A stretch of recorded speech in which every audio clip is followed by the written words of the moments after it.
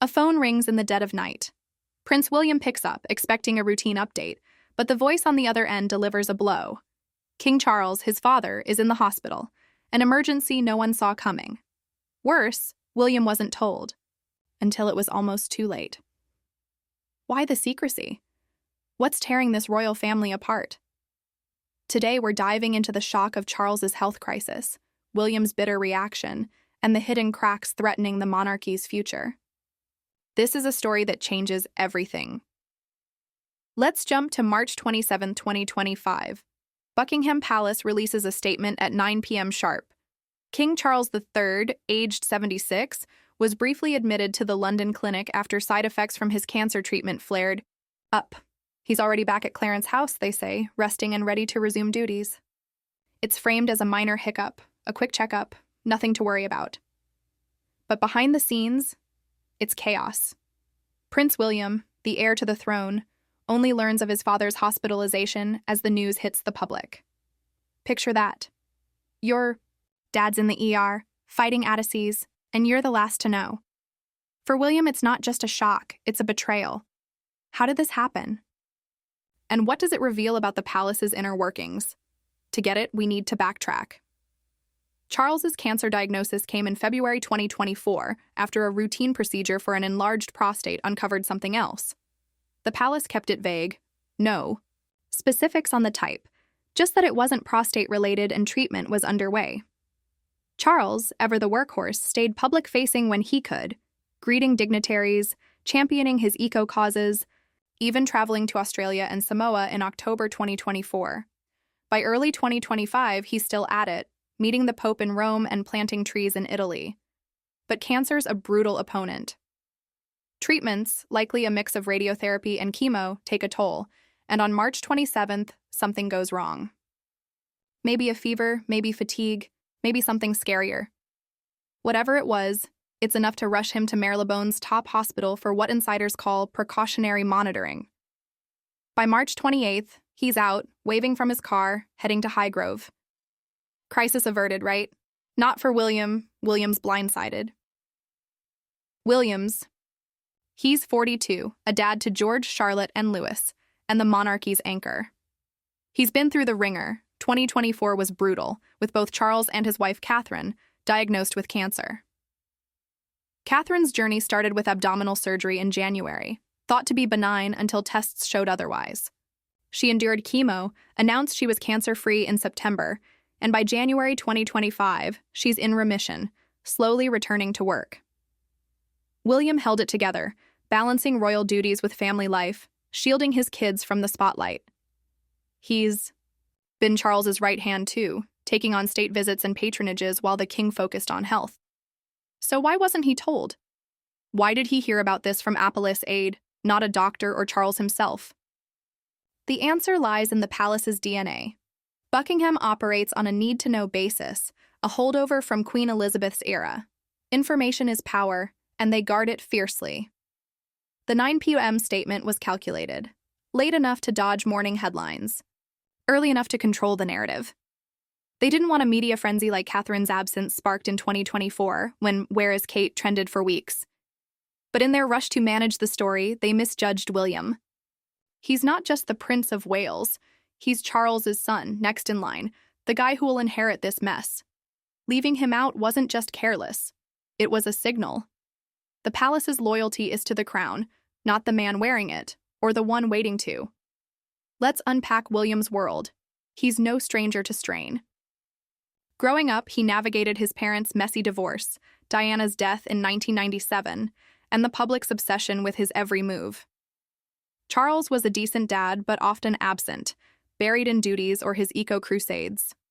William leaned on his grandmother, Elizabeth, and later Catherine, his rock since their 2011 wedding.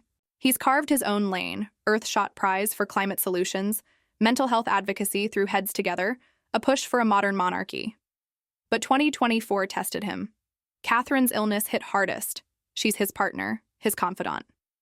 Charles's diagnosis was a quieter blow, but it shifted the ground beneath him. The throne, once a distant prospect, now feels close. Too close. The hospitalization exposes that weight. William's been prepping for kingship forever. briefings, mentors, even shadowing Charles at Commonwealth summits. But no training covers this. Your father's sick, your wife's recovering, and the palace treats you like an outsider. Sources say William was bitter and hurt, not just at the news but at the delivery. He's been vocal about trust.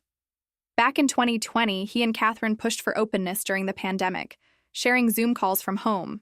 Contrast that with the palace's stonewalling here. Was it intentional? Some say yes. Courtiers protecting Charles's image, keeping William at arm's length to avoid panic.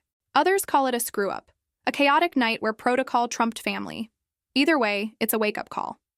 The monarchy's slimmed-down model, Charles's vision, relies on a tiny core: William, Catherine, Princess Anne, the Edinburghs. With Charles sidelined even briefly, and Catherine easing back, William's carrying the load. He's doing investitures, hosting banquets, flying to Finland for NATO talks, but he's stretched thin. His kids need him. George is starting to grasp his future, Charlotte's navigating school. Louis is still a whirlwind. Catherine's health isn't guaranteed. Remission isn't a finish line. And Charles? He's tougher than he looks, but 76 with cancer isn't a small thing. This hospitalization, minor or not, is a reminder. Time's running out. The public barely blinks. Charles's quick recovery, out of hospital in 24 hours, keeps the story from exploding. Ex-posts show support, some curiosity, but it's no 2024. Kate frenzy. People are used to Charles's illness now. It's background noise. The real buzzy's William. Cameras catch him leaving Clarence House on March 28th, jaw tight, eyes down. Days later, he's at an Earthshot event in Glasgow. All smiles, but the internet's dissecting his vibe. He looks stressed, one post reads. Future king vibes, says another. He's under a microscope, and he knows it. Back to the palace. Why the secrecy? One theory, Charles himself. He's old school, raised on never complain, never explain. He's been open about his diagnosis to a point, publicly linking it to awareness. But he hates fuss. Maybe he downplayed the episode, told aides to handle it quietly. Another angle, the courtiers, they're gatekeepers, loyal to the institution, over anyone royal, even William. By controlling the flow, they control the story. But there's a darker possibility, protecting the succession. If Charles's health is shakier than admitted, rushing William into the loop could signal weakness, spook markets or embolden critics. The monarchy's a business, and stability is the product. William's not buying it. He's been burned before. Harry's exit in 2020, the Oprah interview, the memoir. Trust is his currency, and the palace just spent some. He's already flexing. Muscle in April 2025, he switches legal teams, ditching Harbottle and Lewis for Mishcon de Reya, Diana's old firm. It's a power move, a nod to independence. The hospitalization could push him further. He's seen how opacity backfires. Catherine's edited photo in 2024, pulled by agencies for manipulation, was a PR disaster. William backed her video statement. Then a raw move that worked. Will he demand the same now, or bide his time? Charles, meanwhile, keeps going. By April, he's in Italy, charming crowds, looking spry. But cancer's a shadow. Side effects aren't one-offs, they're warnings. William's watching, not just as a son, but as a strategist. He's been here before with Catherine. The uncertainty, the waiting. He knows what's at stake. If Charles falters again, William's role shifts. Not just heir, but regent, maybe sooner than planned. Regency's rare. Last time was 1811, George III's madness. But it's on the table. William's. Ready, but readiness isn't peace. The monarchy's at a crossroads. Charles's reign was meant to ease William in, not thrust him forward. Elizabeth's death in 2022 feels like yesterday. Charles's coronation in 2023, a blink. Now, with health crises piling up, the future's blurry. William's reign will be leaner, greener, less ceremonial. Earthshot's histemplate, global, practical, hopeful. But this drama shows the hurdles. A palace stuck in 1950, a public craving connection, a family spread thin. Harry's gone, unlikely to bridge gaps even now. Catherine's steady but cautious. Anne's a workhorse, but she's 74. Who else steps up? Zoom out to the bigger picture. The monarchy's a paradox. Rooted in history, judged by TikTok, Charles's hospitalization and William's reaction exposes that. People love the drama, but demand truth. William gets that.